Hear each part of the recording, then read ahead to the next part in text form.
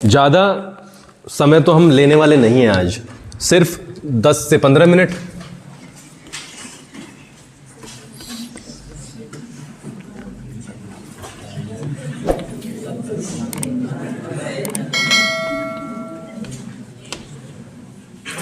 The idea of सत्याग्रह।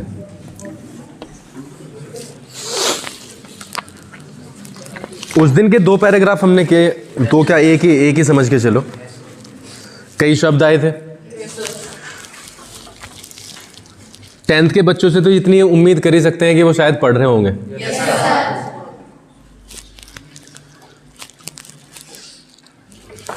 देखते हैं, आगे कंटिन्यू करने की कोशिश करते हैं जो हमने छोड़ा था। Mahatma Gandhi return to India in January 1915।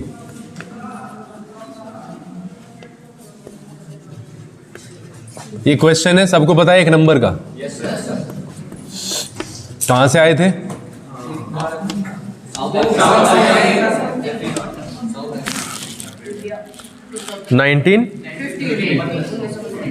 In January 1915.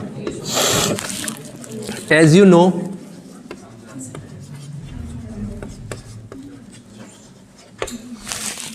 he had come from South Africa.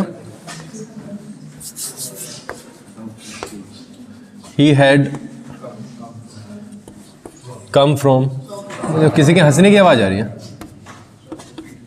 इसलिए अपनी जो बकवास है वो जरा बंद कर लो, नहीं तो बैग उठा के घर चले जाओ। Where he had successfully fought, where he had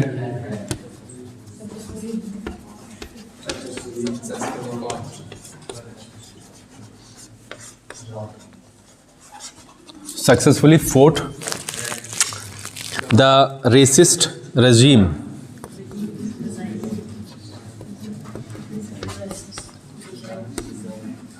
है with a novel method of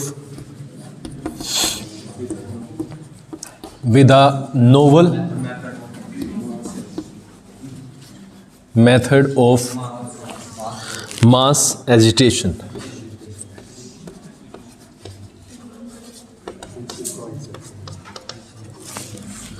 which he called satyagraha,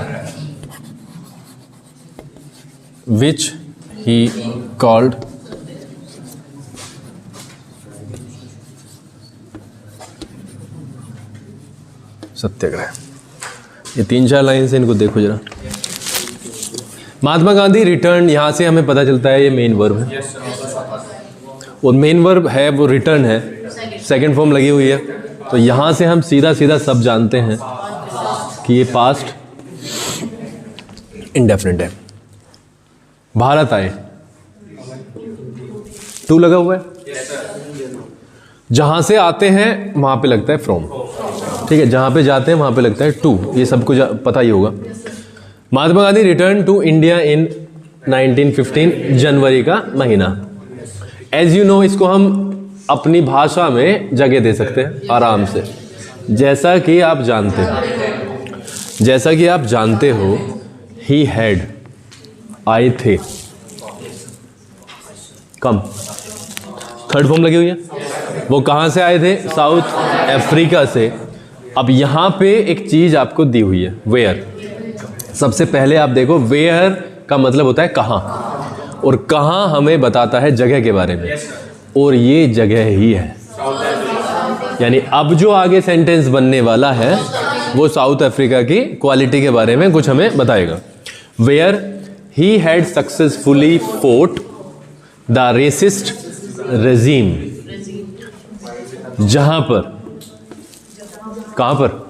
जहां पर, यानी साउथ अफ्रीका में, जहां पर उन्होंने, ही हैड सक्सेसफुली फोर्ट, सक्सेसफुली सफलतापूर्वक, फोर्ट लड़ाई, लड़ना, यानी जो उनकी लड़ाई थी वो उन्होंने सक्सेसफुली लड़ ली,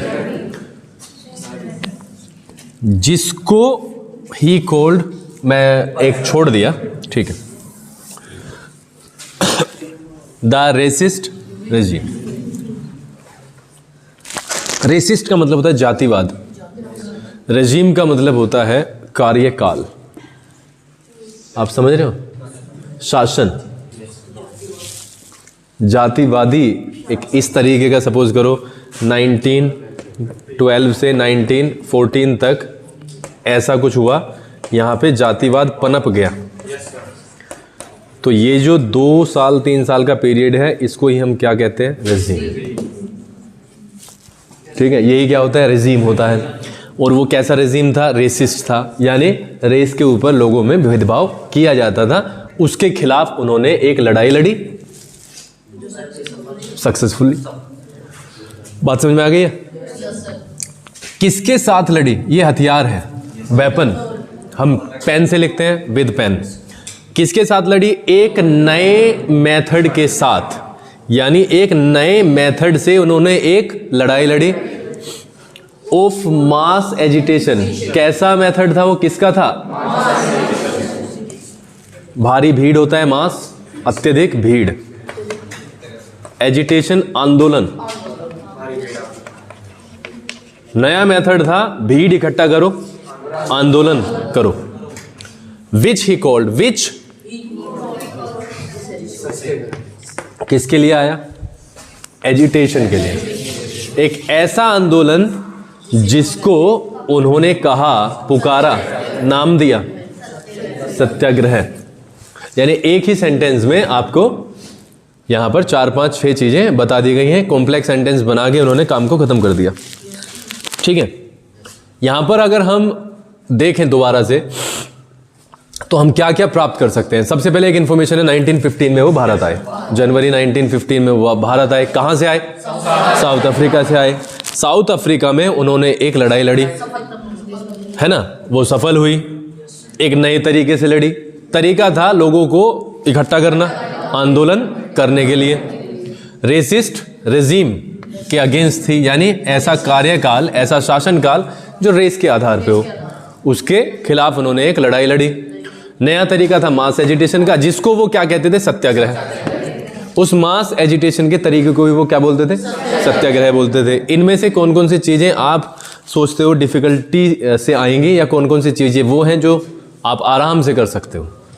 हमें सिर्फ अपने माइंड में एक क्या बनानी है? एक पूरी कहानी बनानी है। जब वो यहाँ पर बन जाएगी तो उसके अंदर से क्या कोई भी क्वेश्चन आए, उसका हम आंसर देने में आराम, कंफर्ट महसूस करेंगे, उसमें कोई प्रॉब्लम नहीं है। बट अगर इनमें से कोई भी चीज, अगर किसी ने कहा सत्याग्रह क्या था, सपोज करो, and we have not studied this one, हमने ये पढ़ा ही नहीं है, and I am asking satyagraha क्या था, तो ये होगा 0, क्योंकि सत्याग्रह के बारे में पहले पता होना जरूरी है। जो हिंदी में कामयाब बच्चा है वो कर सकता है सत्य प्लस आग्रह। आप समझ रहे हो? ये संधि विच्छेद हो जाएगा इसका। यानी आग्रह मतलब रिक्वेस्ट, विनम्र, निवेदन, और सत्य सच, यानी सच के लिए आग्रह करना, वही क्या है? सत्याग्रह है। अगर उसको ये जानकारी नहीं है तो वो सत्याग्रह को समझेगा कि एक वर्ड है जिसकी कोई डेफिनेशन होगी। अब हम जब पढ़ लिए यहां पे, तो हम इतनी बात जान गए हैं कि ये एक क्या था? आंदोलन था, जिसमें लोगों की भीड़ को इकट्ठा किया जाता था। उन्हें सत्य की परिभाषा बताई जाती थी, उनसे रिक्वेस्ट की जाती थी कि आप सच के मार्ग पर चलें। किसके खिलाफ था? रेसिस्ट रेजिम के खिलाफ था। एक नया मेथड उन्होंने निकाला जिसको क्या कहा गया? सत्याग्रह। बात समझ में आई है इतनी? इसको आप अपने शब्दों में किसी भी प्रकार से कह दोगे, उससे कोई फर्क नहीं पड़ता। आपका जो सेंस है वो कन्वे हो जाए बस टीचर तक। आपकी ग्रामर है वो ठीक हो, बाकी किसने कैसा लिखा, किसने कौन सा सेंटेंस किसमें बनाया, कैसे बनाया, वो एक दूसरी कहानी है। आपका टेंस ठीक हो, आपकी नॉलेज ठीक हो, बाकी कुछ बचता नहीं है। ठीक है जी, बाकी कुछ नहीं बचता। थोड़ा सा और है, इसको देखते हैं। The idea of Satyagraha, the idea of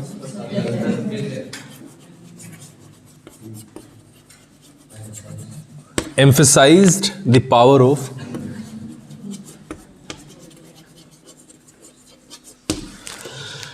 the power of truth, the power of truth and the need to and the need to search for truth. It suggested that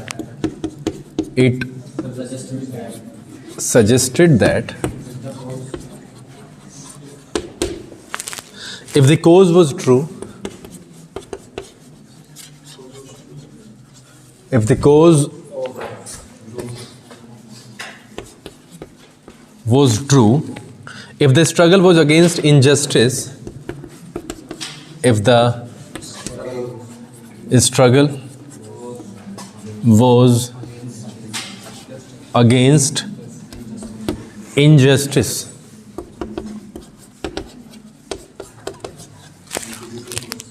the physical force was not necessary, then ठीक है,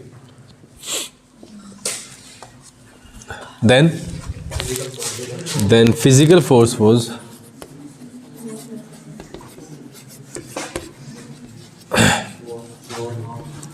not necessary to fight the oppressor, to fight the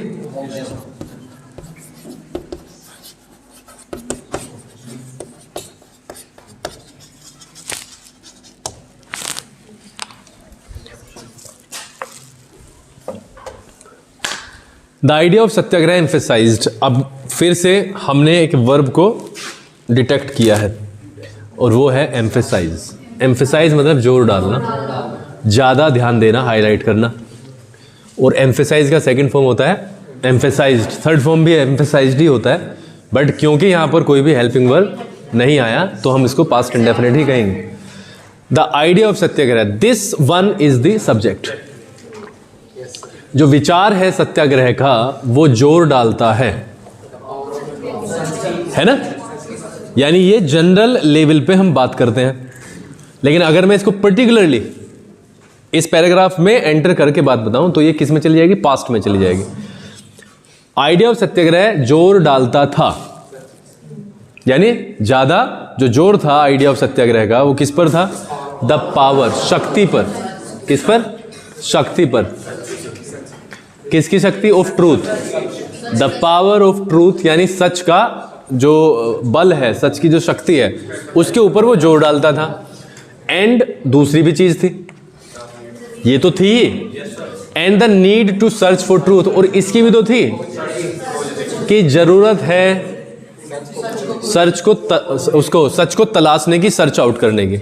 यानी दो चीजें, पहली बात तो सच को search करो, और दूसरा एम्फेसाइज था ही उसका पूरा जो ट्रूथ है वो बहुत ज्यादा पावरफुल है, उससे हम दूसरे की आत्मा को चेंज कर सकते हैं।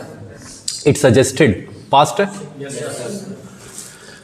सजेस्ट का मतलब होता है सुझाव देना, और यहां पर सजेस्टेड का मतलब सीधा सीधा था कि यह इसका जो विश्वास था, किसका विश्वास, द आइडिया ऑफ सत्याग्रह। सत्याग्रह का जो विश्वास था वो क्या था, दैट इफ, कंडीशनल सेंटेंस है, कोज को भी आप यहां पे आंदोलन से ही लेके चलो, लक्ष्य यानी आंदोलन। If the cause was true, was क्यों आया बच्चों, ये समझ गए होगे आप।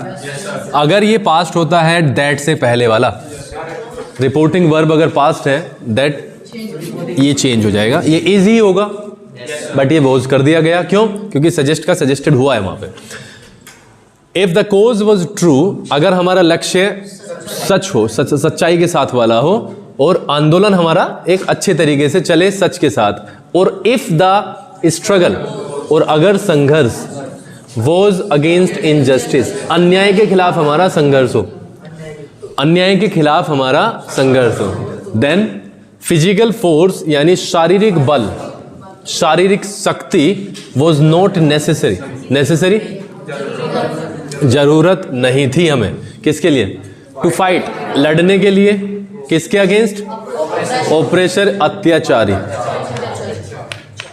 चारी, अत्याचारी, जो अत्याचार करता हो, जो आप पर क्रूरता करता हो, उसके लिए, उसके सामने लड़ने के लिए आपको फिजिकल फोर्स की जरूरत नहीं थी, लेकिन कंडीशन है, कंडीशन ये है आपका आंदोलन सच्चा हो, आपकी स्ट्रगल इनजस्टिस के खिलाफ हो। तो आइडिया ऑफ सत्याग्रह हमें यही सिखाता है कि हमें किस पर बल डालता है, पावर ऑफ ट्रूथ पे, और हमें जरूरत है सच को तलाशने की। ठीक है, यहाँ पे कोई भी एक ऐसा शब्द सेंटेंस नहीं आया है जो आपसे ना आता हो, बिल्कुल सिंपल सेंटेंस लगे हुए हैं, और कुछ वर्ड्स हम यहाँ से ले सकते हैं, जैसे एम्फेसाइज है ना, पूरा का पूरा ले सकते हैं, the power of truth, search ले सकते हैं, खोजना, सजेस्ट सुझाव देना, कोज ले सकते हैं, आंदोलन होता है, लक्ष्य हमारा जो टारगेट होता है वो, स्ट्रगल सबको पता है, अगेंस्ट सबको पता है, विरुद्ध,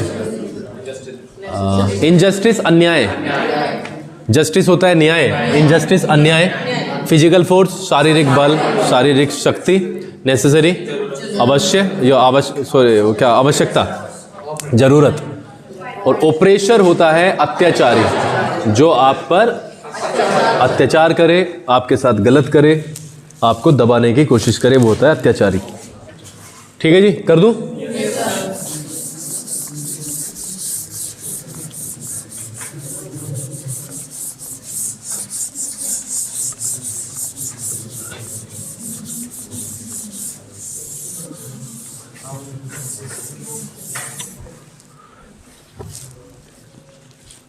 लास्ट कुछ बचा है। Without seeking vengeance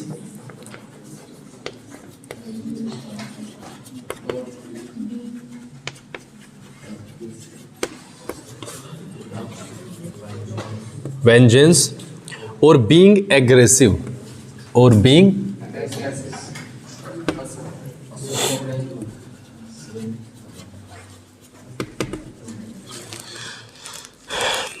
a satyagrahi could win the battle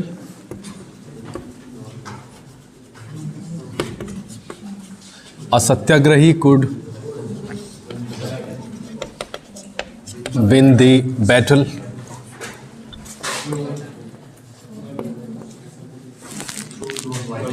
through non-violence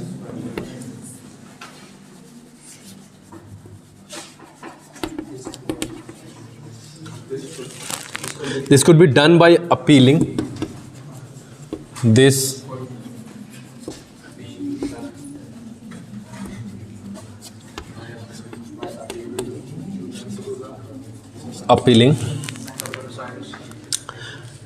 to the conscience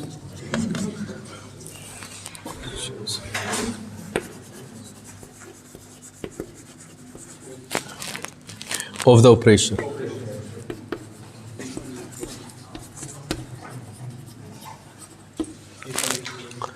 People, including the oppressors,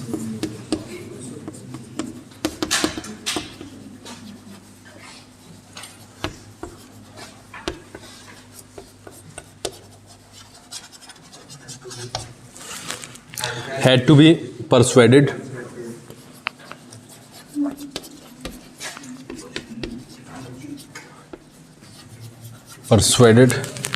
to see the truth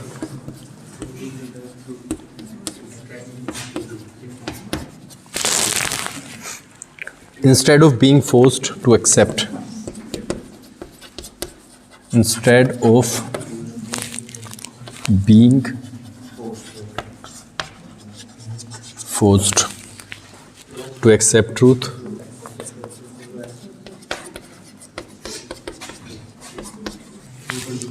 through the use of violence.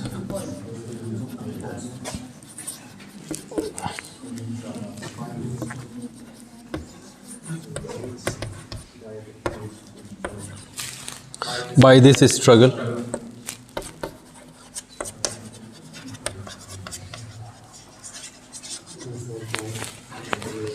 truth was bound to ultimately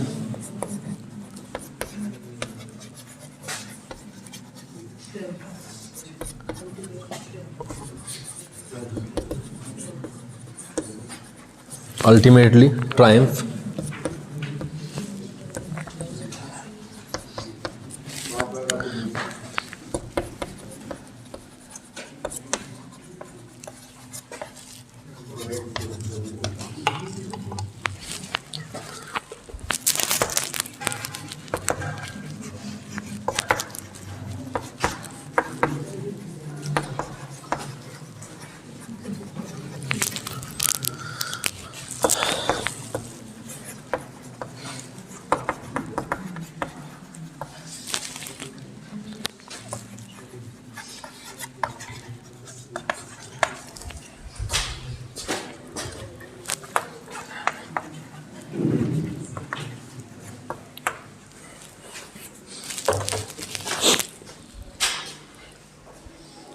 vengeance होता है प्रतिशोध यानी बदला।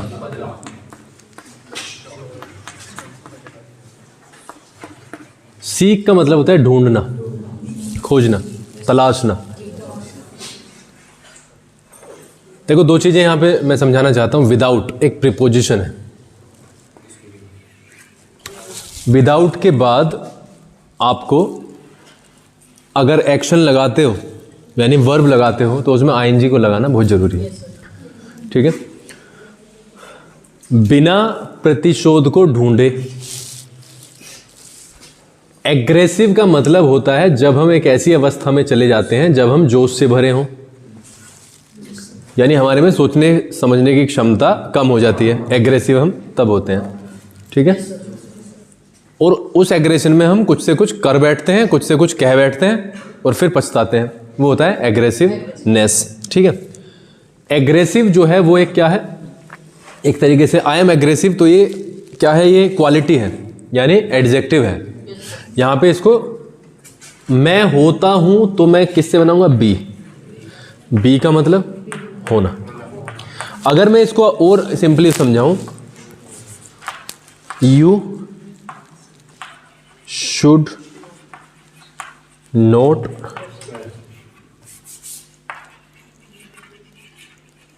Aggressive. जब आप इसको पढ़ते हो तो इनकम्प्लीशन सा लगता है, बिल्कुल इनकरेक्ट, क्योंकि यू शुड नोट यहां पे आना चाहिए था मेन वर्ब की first form, but aggressive is not a verb, तो यहां पे हम इसी कारण लगाते हैं बी। बी का मतलब होता है बनना या होना। You should not be aggressive, यानी आपको एग्रेसिव नहीं होना चाहिए। इसी के कारण ये बी लगा है, और क्योंकि विदाउट यूज हुआ है इसलिए आईएनजी भी लगाना पड़ा। बात समझ में आई है? तो विदाउट सीकिंग वेंजेंस यानी बिना प्रतिशोध को तलाशे, उसकी भावना के, यानी बिना बदले की भावना के, और बिना एग्रेशन के, बिना एग्रेसिव हुए आज सत्याग्रही, एक वो व्यक्ति जो सत्याग्रह को अपना चुका है, could win the battle through non violence. Battle मतलब युद्ध, लड़ाई।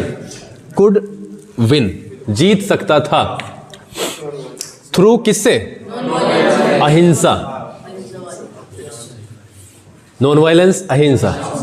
एक सत्याग्रही बिना हिंसा के यानी अहिंसा के रास्ते पर चलकर उस लड़ाई को जीत सकता था। दिस कुड बी डन, देखो पैसिव है, ऐसा किया जा सकता था, ऐसा ये आप जनरल लेवल पर अपनी लाइफ में यूज कर सकते हो। दिस कुड बी डन किसके द्वारा, बाय। अपीलिंग, बाय भी ऐसा ही चीज है जो विदाउट है। उसके बाद भी क्या आएगा, मेन वर्ब के फर्स्ट में आएंगे। अपील क्या होता है, क्रिकेट देखते होंगे तो वहां पे अपील की जाती है। अपील मतलब मांग करना, यानी दूसरे व्यक्ति को सोचने के लिए प्रार्थना करना कि आप इसको देख लो जरा, एक बार इसको चेक करो। बाय अपीलिंग, उनकी आत्मा को अपील करके, टू द क्या है, कॉन्शियस, यानी वही चेतना होती है, आत्मा होती है,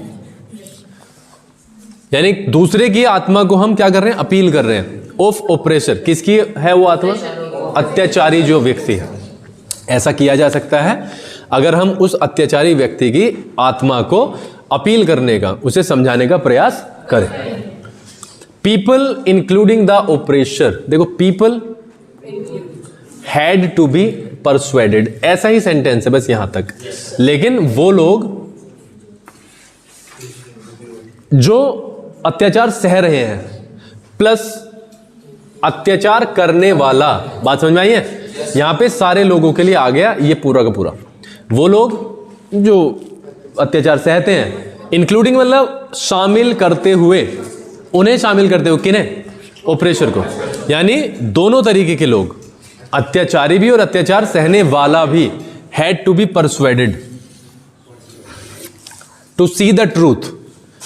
परसुएडेड मतलब प्रार्थना करना, जगाना, उनकी आत्मा को जगाना, हैड टू बी, आप समझ रहे हो? मजबूरी वाला केस है यहां पे, has to, have to, had to, और ये हैव टू रहा होगा यहां पे, हैव टू रहा होगा, दैट इज वाई वो क्या हो गया, हैड टू हो गया। क्यों हो गया, क्योंकि पूरा का पूरा सिस्टम किस में चल रहा है, पास्ट में चल रहा है। तो हैव टू का क्या हो गया, हैड टू हो गया। Had to be persuaded to see the truth, यानी उनकी आत्मा को जगाना पड़ेगा किस काम के लिए, सच को देखने के लिए। Instead of being forced to accept truth, दो रास्ते हैं। पहला परसुएडेड, ठीक है, और दूसरा बीइंग फोर्स। दो है, ये प्यार वाला और ये बल के साथ कि जबरदस्ती। सच वाला जो काम है वो जबरदस्ती किया नहीं जा सकता। इंस्टेड का मतलब होता है के स्थान पर, किसके स्थान पर, बीइंग फोर्स्ड। इससे ज्यादा अच्छा है कि आप उसको एक्सेप्ट करने के लिए मजबूर करो, किसके थ्रू, बल के, हिंसा के थ्रू आप किसी को मजबूर करो। उसके स्थान पर हमें क्या करना पड़ेगा, उससे रिक्वेस्ट करनी पड़ेगी कि वो सी यानी देखे किसको, सच को, है ना। यानी वॉयलेंस वाला फेल, हमें क्या दिखाना है, नॉन वॉयलेंस, ठीक है जी। Instead of being forced to accept truth through the use of violence, by this, इसके द्वारा, ए स्ट्रगल, कुछ गलत लिखा है, बाय दिस स्ट्रगल, ठीक है। यहां पे ये फुल स्टॉप नहीं था, वो यहां पे था, ठीक है, नहीं यहीं पे था, यहां पे हम कोमा डालना भूल गए, और कोमा नहीं डालते हैं तो बहुत पंगे हो जाते हैं, ठीक है। बाय दिस स्ट्रगल, इस स्ट्रगल के द्वारा, ट्रूथ वॉज बाउंड, यहां पे बाउंड को आप विवश के तरीके से ले सकते हो। वैसे बाइंड का मतलब बांधना होता है, और बाउंड को हम जब यूज करते हैं जब मजबूरी हो जाए। You are bound to come, यानी अब आपको आना ही पड़ेगा। By this struggle truth was bound, truth विवश था, टू अल्टीमेटली, अंततः, अंततः मतलब एक ना एक दिन, ट्राइम, किसके लिए, विजेता बनने के लिए, यानी जीत के लिए। ट्रूथ को जीतना ही पड़ेगा, विवश था वो, विवश था मतलब एक ना एक दिन उसकी जीत होगी, किसके द्वारा, इस स्ट्रगल के द्वारा। महात्मा गांधी बिलीव्ड, यानी विश्वास था, विश्वास करते थे, दैट दिस धर्म ऑफ नॉन वायलेंस, कि जो अहिंसा का धर्म है, कुड, देखो कैन रहा होगा ये, बट क्योंकि ये एक पास्ट है, ये पास्ट है, that's why it became could, of non violence could unite all Indians, यानी सारे भारतीयों को, यूनाइट मतलब एकत्र करना। देखो कहां कहां पे क्या क्या दिक्कतें हो सकती हैं। एक नया शब्द वेंजेंस मिल गया, बीइंग, सीकिंग, और उसके बाद में आपको बाय, अपीलिंग। इससे क्या पता चलता है, प्रीपोजिशन प्लस मेन वर्ब के फर्स्ट फॉर्म और आईएनजी जरूर लगेगा, ठीक है। थ्रू का मतलब क्या होता है, जब हम किसी के द्वारा कोई चीज बताते हैं कि इसके द्वारा हुई है, तो हम बाय या थ्रू का यूज करते हैं। उसके अलग अलग यूजेस हैं, वो बता दिए जाएंगे। दिस कुड बी डन, ये हमारी जनरल लाइफ में यूज किया जा सकता है। बाय अपीलिंग, अपीलिंग का पता ही है आपको, किसी की चेतना को दोबारा से प्रार्थना करना कि इसके बारे में आप रिकंसीडर करो। टू द कॉन्शियस का मतलब होता है चेतना, आत्मा। ऑपरेशर, अत्याचारी, जो अत्याचार करता हो। इंक्लूडिंग, शामिल करना, शामिल करते हुए, यानी उसमें वो सम्मिलित है। परसुएडेड का मतलब प्रार्थना करना। इंस्टेड ऑफ के स्थान पर। फोर्स्ड, जबरदस्ती, I am forced, I am forced, इसका मतलब है पैसिव वॉइस। एक है आई फोर्स्ड, यहां पे इसका मतलब है मुझे, मैंने फोर्स किया। I forced my friend to join the party. बात समझ गए, मैंने अपने फ्रेंड को फोर्स किया कि वो पार्टी को ज्वाइन करे। I am force to join the party, यहां पे ये उल्टा हो गया, यानी मुझे फोर्स किया गया पार्टी में आने के लिए। किसने किया है वो बात का विषय है। Instead of being forced, accept, स्वीकार करना। थ्रू, एक बार आ चुका है। नॉन वायलेंस, आ चुका है। वायलेंस, हिंसा। नॉन वायलेंस, अहिंसा। By this struggle, truth was bound का मतलब ये बताया, हाँ, कोई कहे कि तुझे तो वहाँ जाना पड़ेगा तो आपको आई एम नॉट बाउंड, ऐसा वैसा कुछ नहीं है भैया। मैं विवश नहीं हूँ, मैं मजबूर नहीं हूँ। अल्टीमेटली अंततः कहते हैं ना, अंत में जाके भैया सत्य की ही जीत होती है, तो अल्टीमेटली वो ही जीतेगा। ट्रायम्फ, विक्ट्री, विजय। महात्मा गांधी बिलीव्ड का मतलब विश्वास। धर्मा आपको सबको पता है, धर्म होता है, इसकी स्पेलिंग को ध्यान रखना, नोट कर लेना। यूनाइट, एक करना, एकता बनाना, एकत्र करना, ठीक है। तो ये कुछ शब्द हैं आपके। ये वाला पैराग्राफ आपका लगभग पूरा हो गया है। बाकी का जो अगला पैराग्राफ है उसमें सिर्फ वो 3 जगह जाते हैं, वो आप देख लेना। और ये 10th वाले बच्चे, पेज नंबर 54 है, गूगल पे जाके अगर आप कर सकते हो तो कर लेना। अगर मेरा कुछ ज़बरदस्ती वाला सिस्टम नहीं है कि आपको करना ही है, अगर किसी को फ़ोन मिलता है तो ठीक है। गूगल पे आप द नेशनलिज्म इन इंडिया डाल देना, पहला ही पॉइंट है, पहला पार्ट है, तो आपको वहाँ पे ये PDF मिल सकता है। अदरवाइज सबसे बेस्ट, जो बेस्ट चीज़ है वो यही है, आपस में किताब ले लो और रफ कॉपी पे उसे नोट कर लो, ठीक है।